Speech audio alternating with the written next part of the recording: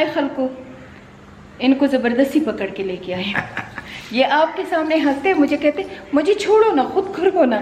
तो ये फ़िश पका रही थी। मैंने कहा फ़िश को मसाला तब दोगे जब मैं रिकॉर्ड करूँगी। तो इन हजरात को मैं ज़बरदस्ती पकड़ती हूँ। अच्छा चले, फ़िश ये द बेस्ट फ़िश बनाते हैं। तो चले, इनका मसाला बहुत ही सिंपल सा होता है, पर ये हमारे गरीबों वाले किचन में आज हम फ़िश पका रहे हैं, जो कि मैंने आपको दिखाया था मलकन मलकन टॉप मलकन से लेके आए थे। मेरी बिल्लियाँ भी देख ले, पता नहीं इनको क्या दौरा पड़ा हुआ है कि ये हमने यहाँ से सारे वो बड़े बड़े पौधे थे निकाल दिए, क्योंकि वो खान कह रहा था बहुत जगह घेरेंगे, और ये दोनों यहाँ आके बैठ जाते हैं। मुझे रोज़ाना नहलाना पड़ता है इनको। चलते हैं, हमारे छोटे से गांव की किचन में फ़िश बनाते हैं। ये देखिए माहौल देखिए ज़रा, कहाँ कहाँ की आवाज़ें आ रही हैं।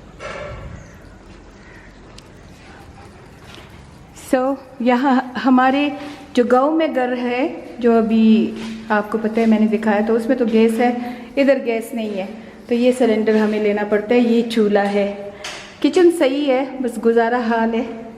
तो अभी पापा खान इसमें बनाएंगे।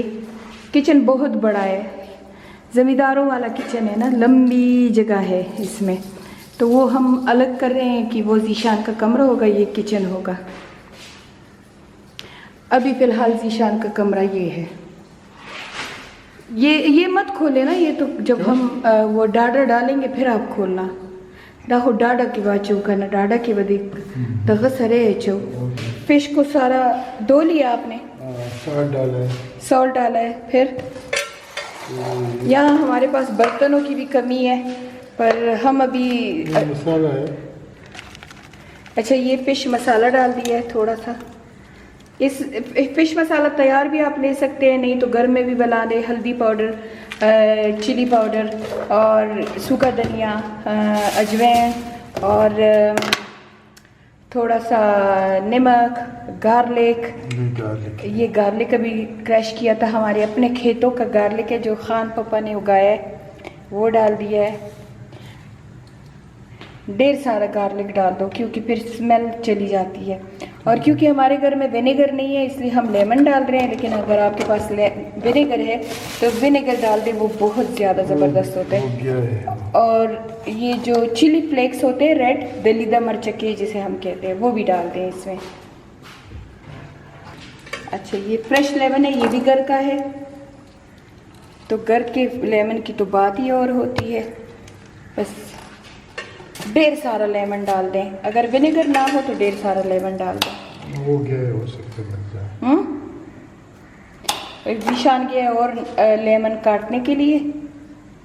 और ये जो घर में 5-6 अभी फ्रेश निकाले थे पौधे से, वो अभी डाल रहे हैं।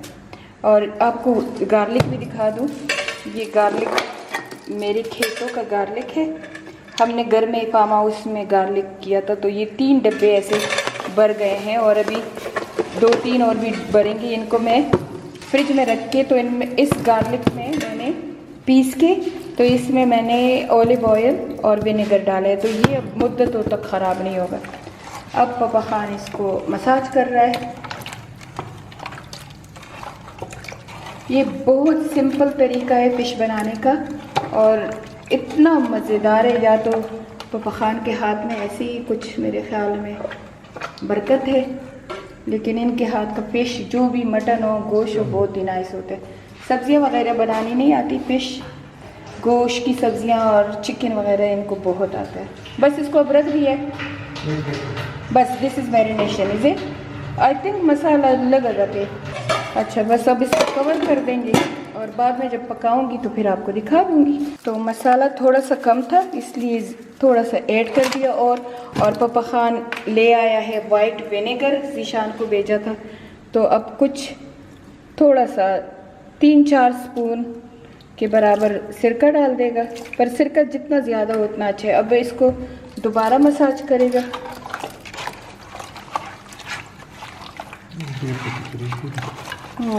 कैसे?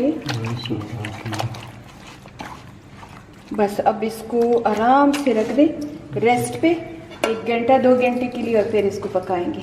चले पापा की फ़िश खाते हैं आज। पापा अपना हाथ आगे आगे करते, मैं इस तरफ खड़ी हो जाऊँ।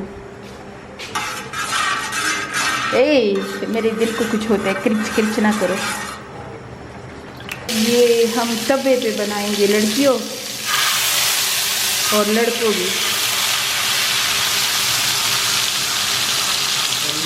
10 रुपये का। इसके ऊपर अब डोंगा सा ढक्कन रखेंगे। अब ये पक रहा है। अब आज पापा के हाथ से फिश खाएंगे। This is a fresh fish fresh fish. with the lid on the top, yes so it will cook inside. Yes. Not burn. तो पापा कहते हैं कि हल्की आंच पे ये रख दो और ये कुक हो जाएगा इसी तरीके से। चले Don't burn. पापा को पकाने दे, फिर खाते वक्त मैं आ जाऊँगी, खाने के लिए मैं आ जाऊँगी। Okay. सही है। Okay. We're cooking fish.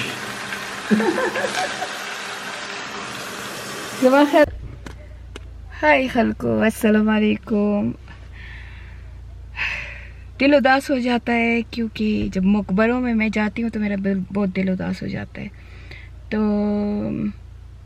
बाबा की, मेरे ससुर की कब्र पे आई हूँ। ये हमारे ससुराल का मकबरा है, बाबा ने बनाया है। मैं हैरान हूँ कि इतना बड़ा मकबरा किस लिए बनाया, क्योंकि उसका तो एक बेटा है, एक वो है और एक उसकी बीवी है।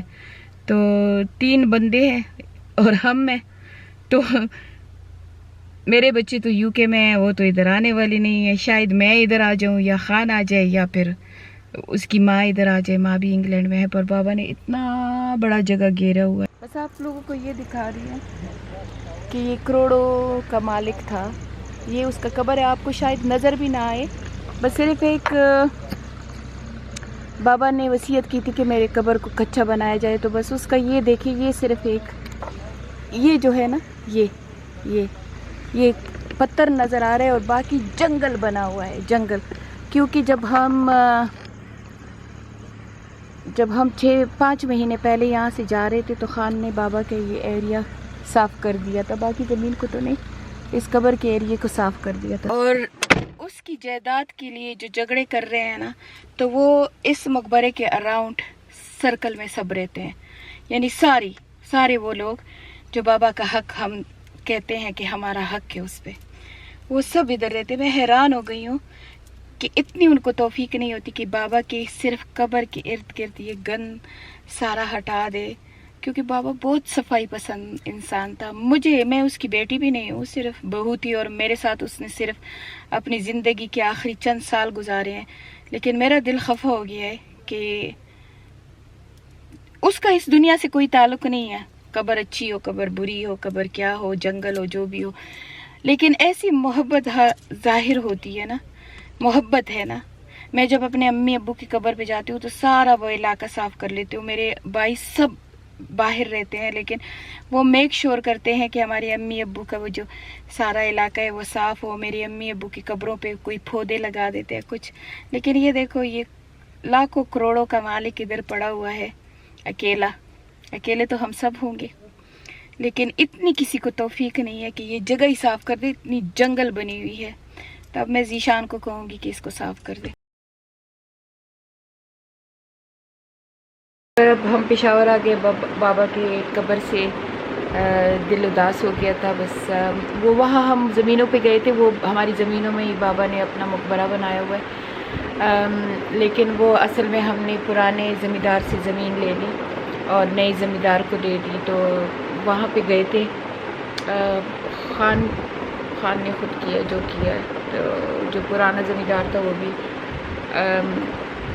खान का कुछ रिश्तेदार लगता है, तो उससे ज़मीन ले ली और दूसरे नए ज़मींदार को दे दी। बस वहाँ पे बाबा के मकबरे के पास तकरीबन 2 घंटे मैं तो गाड़ी में बैठी हुई थी और ख़ान उनके साथ बातचीत ये वो सब कर रहा था। और हम कहते हैं ज़मकवाड़ा है, तो यानी कि जब हम ज़मीन एक ज़मींदार से दूसरी ज़मींदार को देते हैं ना, तो उसमें क्या कर लेते हैं उसमें ये ट्रैक्टर घुमा देते हैं और ज़मीन को उल्टा पुल्टा कर देते हैं। तो वो ज़मकाड़ोलो के लिए गया था। अब इसकी उर्दू मुझे नहीं आती, मेरी उर्दू ऐसे भी इतनी कमज़ोर है यूट्यूब के साथ मेरी उर्दू अच्छी हो गई है। तो वो सारा करके फिर मैंने खान को कहा प्लीज़ मुझे पेशावर ले जाओ, मेरा बहुत ही ज़्यादा सर दर्द कर रहा है और मैं पेशावर में थोड़ा रेस्ट करूं। लेकिन यहाँ आई तो यहाँ आते ही मेरी ऑर्फन की जो लड़कियां हैं, सॉरी ऑर्फन की नहीं, मेरे वुमेन एम्पावरमेंट की सेंटर की ऑर्फन लड़कियां, विडोज़ और सब के लिए वो बहुत ही कभी ज़िंदगी में कहीं नहीं गई थी इस्लामाबाद, और इनकी ख्वाहिश थी कि हम भी फैसल मस्जिद और ये देख ले, शक्करपड़ियाँ देखे, कोहे दामन के समथिंग, मैंने तो ख़ुद नहीं देखा, वो भी देख ले। तो मैंने उनके लिए एक ट्रिप अरेंज किया। मैंने बिलाल को कहा, अपने एरिया मैनेजर को और टीचर को, कि कोई बस का इंतज़ाम करो और लड़कियों को लेके जाओ, खाना वाना सब कुछ, और इन जगहों पे लेके जाओ और जाओ जो जहाँ जहाँ ये कहते हैं वहाँ लेके जाओ। मैंने इनको कहा कि मेरा भी दिल चाहता है कि मैं तुम लोगों के साथ जाऊँ, लेकिन मैंने कहा मैं नहीं जा सकती, मैं बहुत ज़्यादा थकी हुई हूँ, लेकिन फिर भी ट्राई करूँगी। तो आज पहुँच गए हैं, बस उधर उनके साथ ये सारा मामला 5-6 घंटे में ये हल किया। 5-6 घंटे तो खैर ज़्यादा है, 1-2-3 घंटे में वो हल किया। फिर बाबा के मकबरे से वहाँ सेंटर गई, सेंटर में उनसे बातचीत की, सारा कुछ कहा कि कैसे जाओ, लड़कियों को क्या सारी हिदायत दी, कि क्योंकि एक सारी बच्चियों का 40-50 बच्चियों की ज़िम्मेदारी भी बहुत बड़ी बात होती है। तो मैंने कहा अगर मुझे ज़रा भी शिकायत हुई फिर तुम लोगों को कहीं लेके नहीं जाऊँ। मैंने उनको कहा बुर्के पहन के जाना, मुंह छुपाना कि रिकॉर्डिंग में कुछ ना आ जाए, हया इज़्ज़त की सारा लेक्चर देखे। तो उनको कहा कि एंजॉय करो, अगर मैं ठीक हुई तो मैं कल तुम लोगों के साथ चली जाऊंगी, नहीं तो मैंने कहा मैं सो रही हूँ।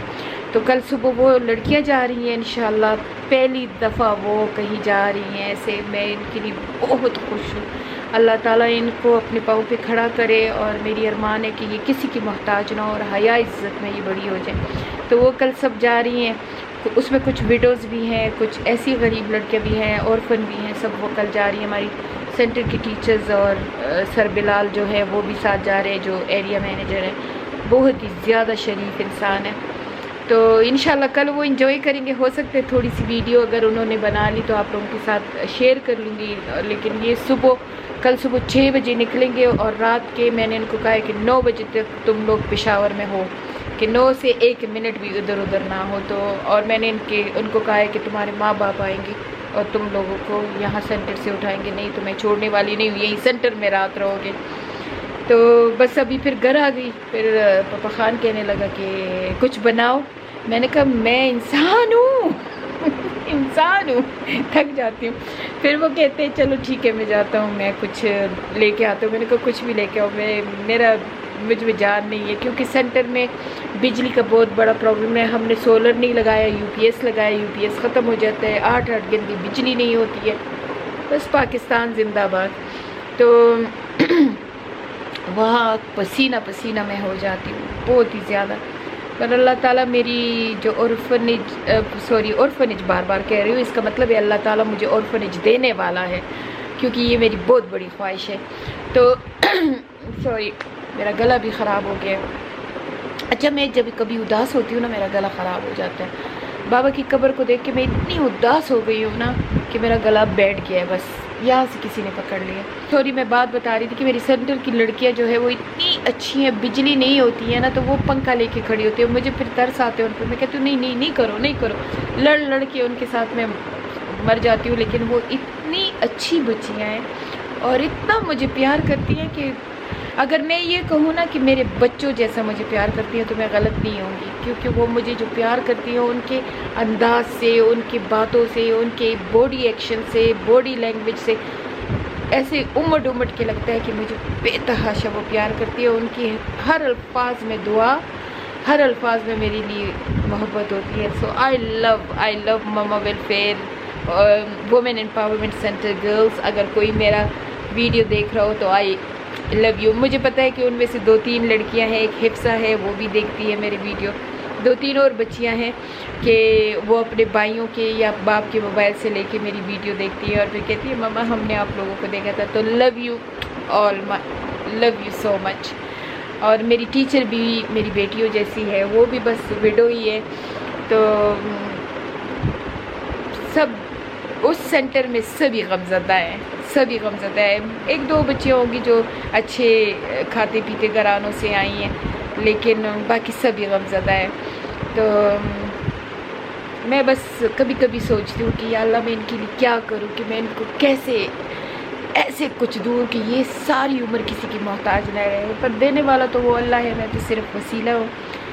अच्छा चले ये बातें छोड़ देते हैं। फिर मैं घर आ गई। अब मैं पापा का वेट कर रही हूँ क्योंकि भूख बहुत ज़ोरों से लगी हुई है, और अभी खाना खाएंगे। और कल का जो व्लॉग होगा बहुत ज़बरदस्त आने वाला है, क्योंकि कल मैं इंशाल्लाह जाऊँगी, रिकॉर्ड करूँगी और इसी वक्त पोस्ट करूँगी। मैं कल जा रही हूँ अपनी किचन की शॉपिंग करने, किचन की सारे बर्तन वगैरह सब लेने जा रही हूँ, और अपने बेड कवर्स लेने के जा रही हूँ। ये भी अच्छे हैं, ये भी नए हैं, लेकिन मैंने कहा चलो उधर थोड़ा सा शो शाव कर लूँ ना। तो कल मैं अगर बच्चों के साथ मैं ऑर्फन सेंटर पे नहीं गई तो मैं कल शॉपिंग करने जा रही हूँ, और वो मैं आपके साथ कल ही शॉपिंग करके कल ही पोस्ट करूँगी। डेली व्लॉग चल रहे हैं ना आजकल। चले, आप लोग देख तो नहीं रहे हो अभी इतने ज़्यादा मेरे व्लॉग, हो सकता है क्योंकि मेरे ज़्यादा फॉलोवर यूके के हैं, और यूके की मेरे जो फॉलोवर हैं वो बेचारे वीकेंड पे फ्री होते हैं तो वो देखते हैं। लेकिन अल्लाह करे कि मेरे ब्लॉग को पाकिस्तान और इंडिया हिट करे तो आप लोग भी देख लो। बस मुझे और कुछ नहीं है, खुशी होती है कि मुझे भी कोई पसंद करता है, मुझे भी कोई लाइक करता है। बस यूट्यूब इसलिए है और किसी चीज़ के लिए नहीं है। ना मुझे पैसों का लालच है ना कुछ, क्योंकि अगर कुछ पैसे आते भी हैं तो वो सब वुमेन एम्पावरमेंट सेंटर को जाते हैं। तो चलिए इंशाल्लाह सी यू इन नेक्स्ट व्लॉग। तक की इजाज़त, अल्लाह हाफ़िज़।